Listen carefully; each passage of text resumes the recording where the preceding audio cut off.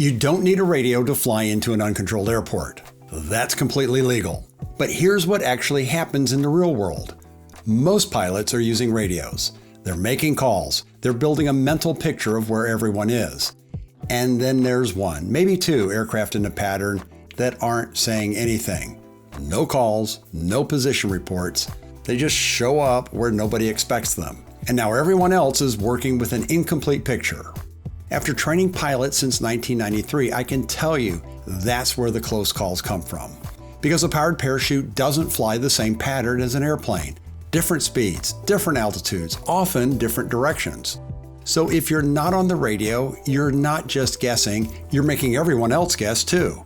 In this video, I'll show you exactly how to use a radio while landing at an uncontrolled airport, what to say, when to say it, and how to make sure other pilots know exactly where you are. My name is Roy Beiswinger. I've been training powered parachute pilots since 1993. And one of the biggest differences I see between new pilots and experienced pilots isn't how well they fly the aircraft. It's how well they communicate.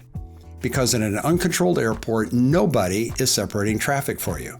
There's no tower, there's no controller. Separation happens because pilots are talking and listening and building that mental picture together. And if one piece is missing, the whole system starts to break down. Let's make this practical. You've got an airplane flying a standard left pattern at 1,000 feet. You've got a powered parachute flying a lower, tighter pattern, maybe 500 feet. Everything works if everyone knows where everyone is. Now, if one aircraft isn't making calls, now the airplane doesn't know there's a slower aircraft below them. And the powered parachute pilot may not realize how fast that airplane is closing. And this isn't theoretical. This is how near mid-airs happen at uncontrolled airports. Not because someone was reckless, but because someone was invisible. And let's be clear. Even if you have a brightly colored wing, you are hard to see from above, especially if there's any kind of variety on the ground. A bright yellow wing may show up well against bright green farm fields. But if there are roads, homes, and other stuff, you will just blend into the background because powered parachutes are so slow moving. You don't have enough speed to contrast you with the clutter on the ground. So here's the principle I want you to remember. Your radio isn't just for you, it's for everyone else. You're not just reporting your position, you're helping every other pilot build a complete picture. Let's go step by step for landing at an airport. We'll use one of my favorite airports, Greenville. We'll be landing south on runway 18 or 18 in radio talk. At a minimum, there are 5 key points where you should be making radio calls. We start with 2 miles out. You are approaching the area. Your call is Greenville traffic, powered parachute 2 Sierra Lima Oscar, 2 miles west, inbound for landing, Greenville. This lets everyone know you're coming.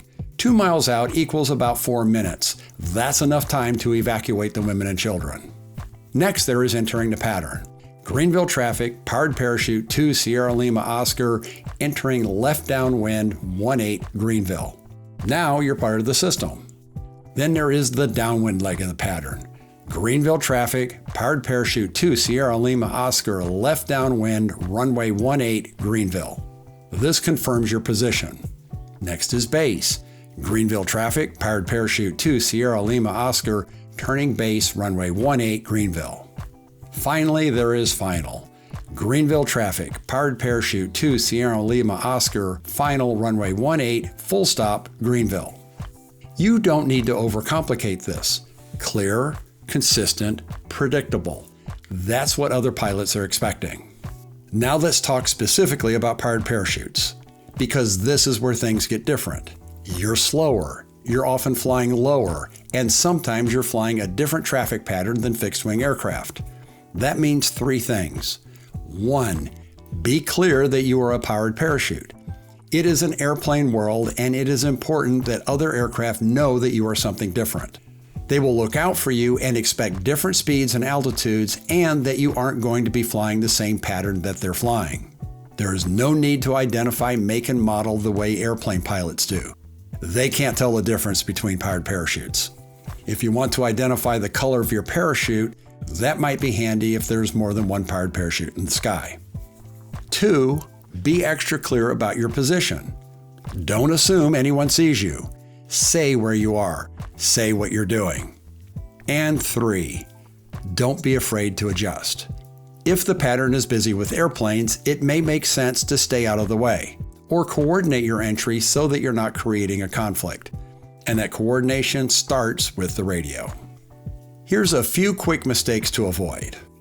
Don't stay silent because it's not required. Don't use vague calls like "in the area." Don't step on other transmissions. Listen before you key the mic and talk. Don't assume others see you just because you see them. If you are flying low, airplanes are going to contrast well with the sky above the horizon. If you see someone above the horizon, you are visually below the horizon for them. You probably won't contrast with the stuff on the ground. And finally, don't over-communicate. If you are flying a very tight pattern, you don't have to announce every leg if you find yourself dominating the frequency. If you want to keep things simple, just remember this. Who are you talking to? Who are you? Where are you? What are you doing? What are you going to do next? If your radio call answers those questions, you're doing it right. Using a radio at an uncontrolled airport isn't about following a rule. It's about being part of a system that keeps everyone safe. And when you do it right, you're not just helping yourself, you're helping every other pilot in the airspace. If you're interested in learning more about flying powered parachutes or you're thinking about training, take a look at the link in the description for easyflight.com. I'd enjoy talking with you. And if you found this helpful, go ahead and like the video, subscribe to the channel, and I'll see you in the next one. Thanks so much for watching, and blue skies.